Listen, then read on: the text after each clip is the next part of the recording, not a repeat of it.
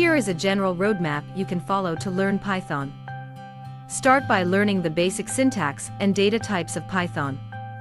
Get comfortable with Python's built-in functions and control structures such as loops and conditional statements.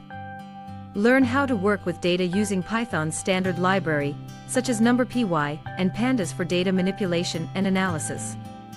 Learn how to use Python for web development by working with web frameworks such as Flask or Django. Get familiar with more advanced concepts such as object-oriented programming and error handling. Practice by working on projects to apply what you've learned and build a portfolio of your work. Continuously practice and expand knowledge by working on more advanced projects and exploring libraries, tools and frameworks related to the area of work you want to pursue.